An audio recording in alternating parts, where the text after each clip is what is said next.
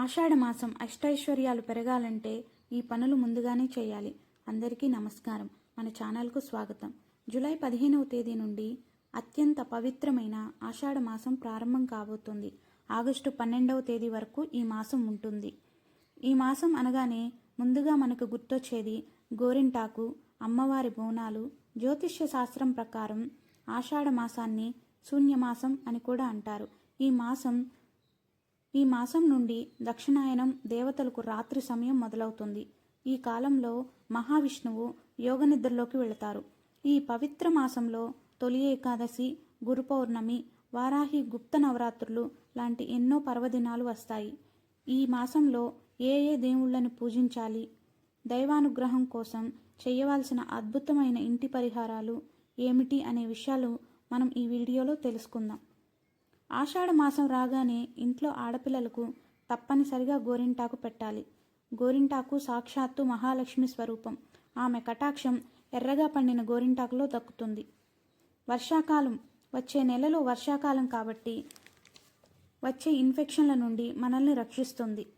వాతావరణం చల్లబడటం వల్ల ఇంటికి ఎలాంటి చెడు వైరస్లు రాకుండా గుమ్మానికి వేపాకులు కట్టాలి. అలాగే ఆహార నియమాలకు వస్తే ఈ నెల రోజుల పాటు ఆకుకూరలు తినకుండా ఉంటే మంచిది. వర్షపు జల్లుల వల్ల పురుగులు గుడ్లు పెడతాయి. ఆషాఢ మాసం రాగానే కొత్తగా పెళ్లైన వారు ఒకే ఇంట్లో ఉండకూడదనే విశేషమైన నియమం ఉంది. పెళ్లైన మొదటి సంవత్సరం అత్తగారు, కోడలు ఒకే గడప దాటకూడదు. కాబట్టి కోడలు ఈ నెల రోజులు పెద్దలు పుట్టింటికి వెళ్ళమని చెబుతారు. ఇది శూన్యమాసం కాబట్టి దేవతలు యోగనిద్రలో ఉండటం వల్ల శుభకార్యాలకు దైవబలం ఉండదు. అందుకని ఈ నెల మొత్తం పెళ్లిళ్ళు కానీ, ఎలాంటి గృహప్రవేశాలు కానీ, నిశ్చితార్థాలు కానీ ఏమీ చెయ్యరు. ఈ మాసం మొత్తం ఇల్లు తుడిచేటప్పుడు కొంచెం కళ్ళు ఉప్పు, పసుపు వేసుకొని శుభ్రం చేసుకోవటం వల్ల ఇంట్లోని నెగిటివ్ ఎనర్జీ పోయి మన ఇంట్లోకి పాజిటివ్ ఎనర్జీ వస్తుంది. ఈ నెల మొత్తం సూర్యోదయానికి ముందే లేచి ఇల్లు శుభ్రంగా తుడుచుకొని, అలాగే వాకిలి ముందు వరిపిండితో ముగ్గివేయటం వల్ల మనం కీటకాలకు ఆహారం పెట్టినట్టు అవుతుంది. అలాగే ఆర్థిక ఇబ్బందులు లేదా అనారోగ్య సమస్యలతో బాధపడుతున్న వారు ఈ చిన్న పరిహారాన్ని ఈ నెలలో చేస్తే మీకు మంచి ఫలితం ఉంటుంది. ఒక చిన్న కందగడ్డను తీసుకొని దాని పైభాగాన్ని మొత్తం చెక్కి ఆవు నెయ్యి లేదా నువ్వుల నూనెతో దీపం పెట్టాలి.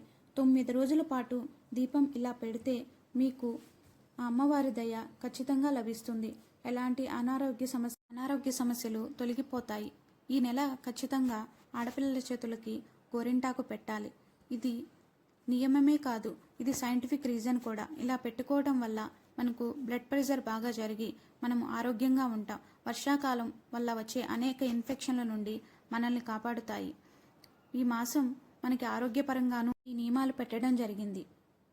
అందరూ పాటించి ఆరోగ్యంగా ఉండాలని కోరుకుంటూ ఈ వీడియోను విరమిస్తున్నాను.